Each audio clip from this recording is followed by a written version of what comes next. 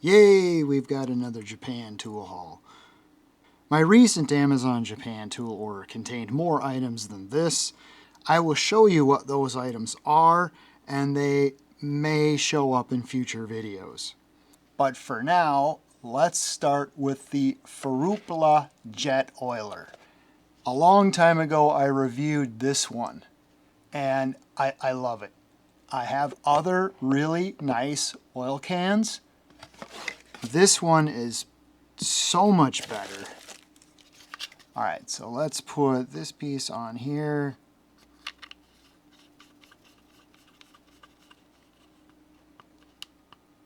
This doesn't adjust spray or stream. There's no adjustment like that. It's just a stream of oil. You can get different colors for color coding. This is the 200. This is either 250 or 300. Other than the fact that they just work really well, they're so ergonomic and they're so easy to set down and pick up and set down and pick up, and they're perfect for that kind of repetitious workflow, and that is why I like these. Okay, so that is the Jet Oiler by Fupa, and these are made in Japan. Then I got this little keychain adapter by SK11 or SK11 or SK11, however you want to say it. I watch Japanese YouTubers and I think that they say SK11. I'm not sure, they say it fast and sometimes it's hard to tell. They don't say SK11, I say SK11. It's probably more accurate to say SK11 or SK11 or something like that. I don't know. This product is made in Japan, SKA-B, and it's a simple keychain adapter. So the idea is you've got one of these, you've got some keys, and you want to be able to put your keys on one of these. Okay, that's the idea. Well, the other thing that it does, put this here with your other holders. Now you have a way of carrying items like this. Okay, so that's the big idea with that. This is a new product by ANEX. This is the 416-R. It's a magnet.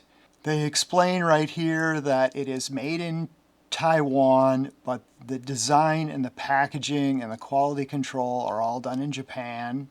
But the product itself is made in Taiwan. This product is basically a smaller version of this. It's a magnet. It magnetizes the whole bit. It does not fit this micro screwdriver. You need to have the smaller diameters. 3mm diameter is the max. So we have no magnetism. So then we put the magnet on the micro screwdriver and it's magnetized. Now these things do tend to leave the magnetism on the screwdriver. So what you can do is go like this on the magnet to get the magnetism back off. Okay? So this is the Pico Magnet by ANEX. All right, so this is another set of shallow bits that I found by SK11. These are made in Taiwan. Here's the part number. Okay, and this is a very shallow set of bits, flats, cross type, and hex. Retention in this holder is okay. I don't know if I would completely trust this. So in the past, I've used this Annex set to show shallow bits. And then I found this set by Vessel that was even more shallow than this Annex set. So this is how they compare. This is a very, very shallow set of bits. So the first thing I thought of was these Vera bicycle tools. They're pretty shallow, they're plastic, and you can fit a hex bit in like this. What about something like this Bit ratchet? How are they going to fit in here? Okay, well, they don't fall out, but there is just enough there so it does work. Removing the bits is pretty tricky. I also have the Fupa rotary ratchet for bits.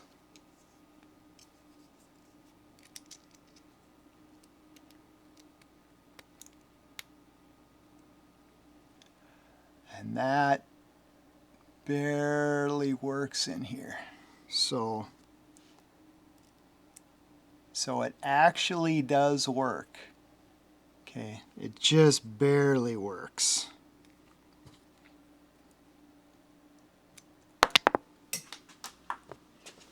I guess just for comparison, here's what it looks like in a 1/4-inch wrench. That is very low profile. Okay. And then we have another set here by SK11. This set is also made in Taiwan. Here's the part number.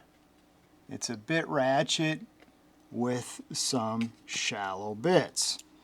This is 13 millimeters from here to here. The bit that comes with it is the same one from this other set that I just showed you. This kit also comes with these shallow knurled bits, which I thought were very interesting. The knurling on this isn't really useful for hand turning. What it seems to be most handy for is removing the bits, because these stubby bits can be really difficult to remove. This ratchet is 20 teeth. It's got a fair amount of back drag. So there's a couple of interesting low profile options. Next, we've got this product made by Annex. This is made in Japan. There is your part number. So this is 20 millimeters compared to the SK11 13 millimeters. But this is a much nicer ratchet. It has 52 teeth. The SK11 has 20. I would say that the back drag on this is very similar to the SK11. The Philo bit ratchet has much less than this. Okay, this is the SK11 stubby hex bit.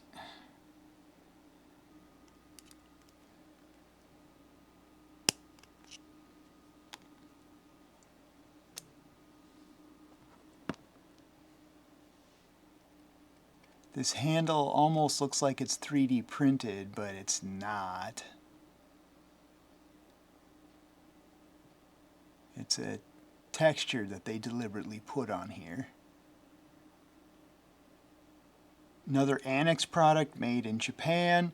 Here's your part number. So this is for putting in what we would call sheetrock screws, but it's made a little bit nicer than the typical ones we find in the US. It has this nice non-marring surface. It's got a magnet there, and then this one can be removed from a Japanese double-ended bit. If you remove it, what are you going to do with it? Aha! Well, now we go back here. If you've got one of these, now you can hang this on your belt and keep it for when you need it.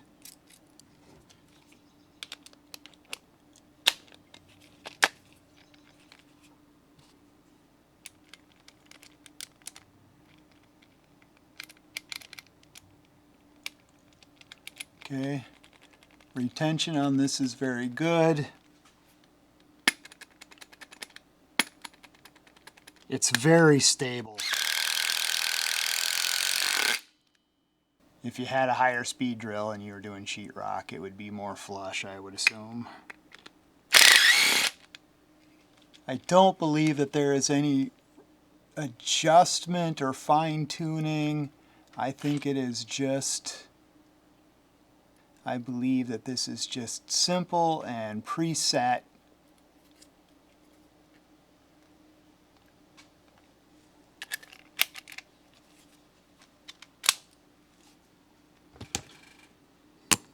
And then we have another similar product by Annex. This is also made in Japan. There's your part number. This one is pretty much just a retention magnet. I kind of liked the reduced bulk on this. It's also made for cap screws.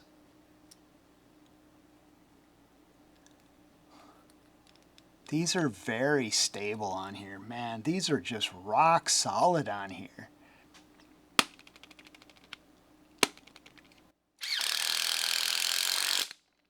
It's designed a little bit more toward the sheet metal application. So here's a self-tapper. It's very stable on here.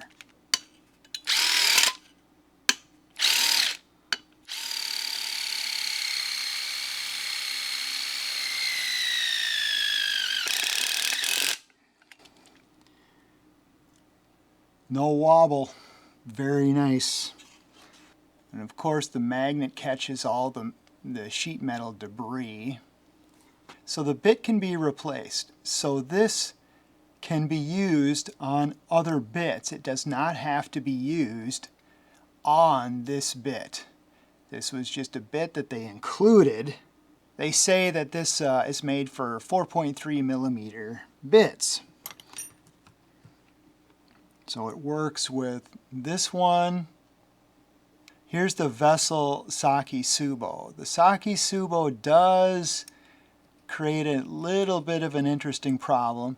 So this is a locking collar, and right where it wants to lock, that Saki Subo feature tends to foil it a little bit, but it still works. It still holds these screws on here very stable.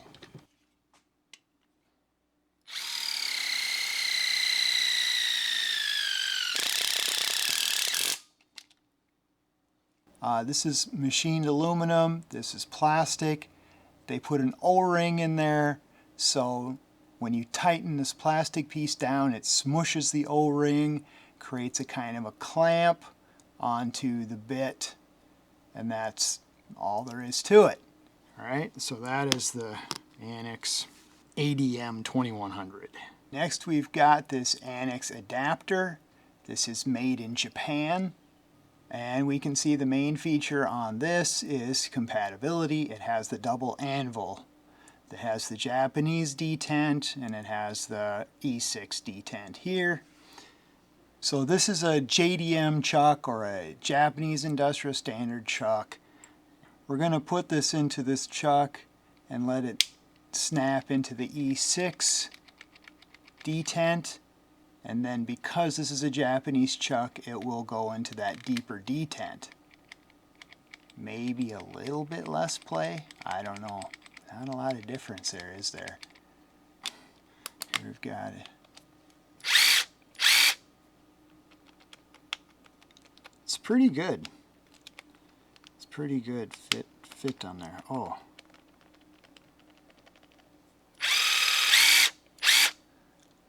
Okay, so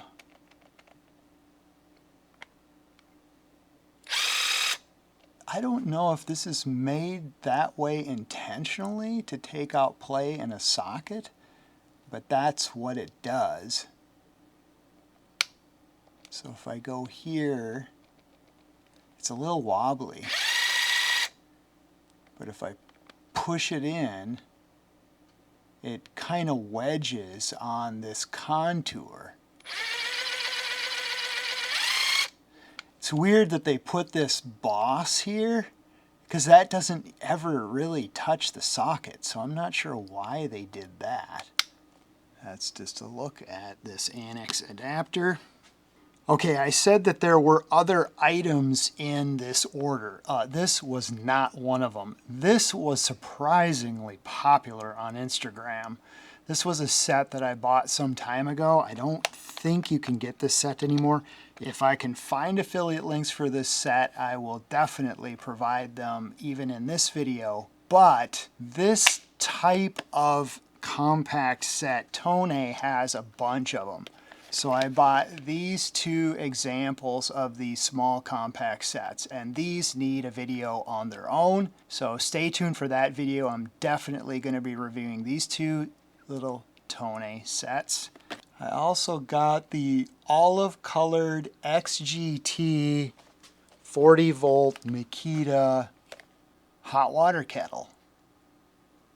I mean, I don't really know what there is to review on this other than showing it heat up water. But in the United States, you might be wondering, well, how expensive was that? This was actually cheaper because of the exchange rate right now. The other thing that I bought was another Makita vacuum, and I'm thinking about reviewing this one because now I have 3 different models in this XGT line of vacuum cleaners, and they have some interesting differences, and these are way cheaper on Amazon Japan than they are in the United States. Maybe I'll do a video on all those Makita products, just kind of showing the differences in the costs, buying them in the United States versus buying them from Amazon Japan. But I'm not promising that video. But definitely stay tuned for a review on these two Tournai products. That's it for this Japan tool haul. Thank you for watching.